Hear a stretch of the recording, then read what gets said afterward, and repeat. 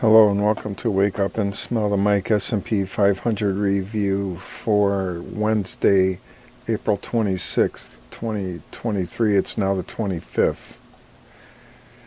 We start off in the S&P 500 daily chart in DeMark, looking back to end of December 2021. I'll zoom into the current area now. The S&P 500 daily chart has printed the combo and sequential by setup 4 count, and to negate that for end of day, the 26th, there must be a close above 4129.79 for the price flip to the sell setup count 1. And that was one large Maribozu candle today, Maribozu black candle, where the open is exactly the same as the high and the low is exactly the same as the close. One solid candle or bar, and it doesn't mean much one way or the other. All we can do is just stare at it in awe. And price in the aftermarket hours for the S&P 500 at 7:35 p.m. on the 25th is 40.91, a nice improvement from where it closed. And there was some decent earnings reports with the big cap mega techs, so that really jumped too. And a close above this 50% disqualified momentum up will qualify that for end of day on the 26th. So it's quite close during the aftermarket hours, 40.91. This one's 40.96.54. And the demand line became qualified, and I doubt very highly that it will be confirmed tomorrow for the 26th. It would have to start the day out lower than this close, open lower than this close, and tick lower than this close. Since they were both the same, that would be easy. But it looks like we're going to have an updraft in the aftermarket hours and probably the pre-market hours tomorrow morning on the 26th. So this is with reach of getting above this momentum up level for end of day tomorrow on the 26th. So we'll keep an eye on that. And if things really head north, we could get a qualified cancel of this demand line here. So we'll have to monitor that. It would have to tick higher than this level here where it breached under it today on the 25th. So a close above that tomorrow could qualify, cancel this demand line.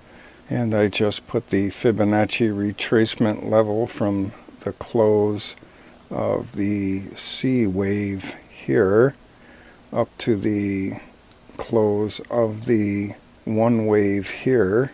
That's how I measure this, and the retracement to 38.2 was already met.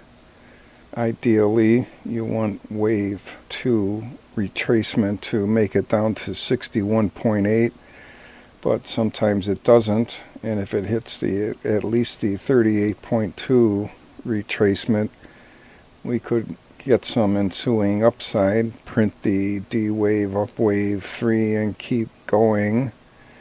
And then the D wave 4, after the D wave 3 prints, would require the 61.8 Fibonacci retracement to validate the wave 4, but that's in the future. For right now, we might have to settle for the 38.2 retracement on the D wave up wave 2. However, if the D wave up wave 3 doesn't print by exceeding this high, then there's always the realm of possibility that it could go down and hit this 50%, or ideally, again, the 61.8 Fibonacci retracement. And that validates the D wave up wave 2, and I will be a buyer to get on board for D wave up wave 3 if it makes it down here. And the conversion line definitely was broken today and actually bent down a little. It's at 41.20, just about over here. And It needs to get back above that conversion line, and I think it will be a little bit of difficulty doing that. It's not going to come easy, but if this becomes qualified tomorrow and then confirmed the next day, and this gets tagged as 50% disqualified exhaustion up for now, and if that becomes qualified and confirmed, we're going to get our upside that we were talking about when this qualified and confirmed by TDST level was hit here, and this exhaustion up to for another 50% qualified and confirmed propulsion exhaustion up. We'll get our upside back. Yeah, but for now, that's a tough way to go with everything going on here. Things are really putting pressure on the markets, and it's definitely the things that the Fed is doing. 10-year bond yield really hit the skids today, and the bond market is pricing in the possibility that the Federal Reserve FOMC board will not hike interest rates this beginning of May, this meeting coming up. And the sequential by count on 11 has printed, and price did make it below this close on the 5th, where the sequential by countdown 8 printed. So that closes 4090.38, and if price can make it back above that before the 13 prints, maybe we get to 12, but if it gets back above that and starts heading up, then that 13 won't print until it gets under the close here. And the channel 3 low and the lower Stark band are still right together, and they both got pushed down a little bit by price. The RAC 1, ATR2, and PPO Extreme chart. I'll zoom in a little so that we can see the current area better. And you can see in the thumb window over here, the RAC 1 has gone under its negative volatility line, which is at negative 1.0. It ended up negative 1.58 end of day on the 25th. The ATR2, you can see, is just about to pop above the green zone, which is less volatility. So once it gets above that, well, you can read this over here. And the PPO Extreme is a little closer to zero now, still above zero at 1.424. And this blue line with the arrowhead on it is in the negative zone here at negative 1.27. And the stocks above their 20-day simple moving average in the S&P 500 was really doing very well here until the last couple of days. Now it's taken a dive down. It's in the red zone here under 50 equilibrium. And the S&P 500 AD line has fallen under this horizontal resistance line. You can see a couple of whipsaws here. Now there's another one here. It's still above its 21 EMA signal line in red here. Get through that and get under it. And there's this dashed line here for support and resistance. And it's been pretty good support for a while here until it breaks under it. And in the past it was resistance with several whipsaws, just like this solid horizontal line up here. So let's see if it can be support again. And the MACD has crossed back under its signal line. You can see in the thumbnail window over here. And the RSI really went straight down. It went below the equilibrium line at 50.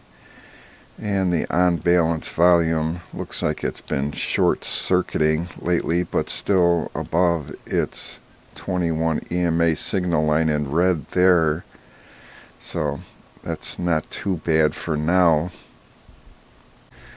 The S&P 500 support and resistance levels big board chart shows the gray areas at the daily horizontal support and the weekly diamond bottom extension perfect uptrend channel bottom line. Price in the pre-market hours for the S&P 500 on the 26th at 6:36 a.m. Central Time is 40.74. And to the immediate downside is S1 daily channel 3 low, the top of the cloud 26 bars back concerning the lagging line, 50 EMA and trend factor down 1. And to the immediate upside is the pivot point and the 20 simple moving average. The S&P 500 daily AD line ended up above its 21 EMA signal line end of day yesterday on the 25th. However, the NASDAQ 100 did not end up above the 21 EMA signal line. It's below it by a few points. The ROC 1 is below its negative volatility line, which is at 1.0 negative. ROC 1 negative 1.58. ATR 2 is almost out of the green zone to the upside, 46.45, and that line at the top of the green zone is at 50. And the PPO extreme really took a dive down. It is still 1.42% above zero. So to the upside for that is the PPO level 6 at 1.67% above zero. And then to the downside is zero. And I just gave that a down support here at zero. And the New York traditional McClellan breadth oscillator to get back to zero would require 1,881 advancers over decliners to get back to zero. So the McClellan breadth oscillator is well under zero. Have a great day.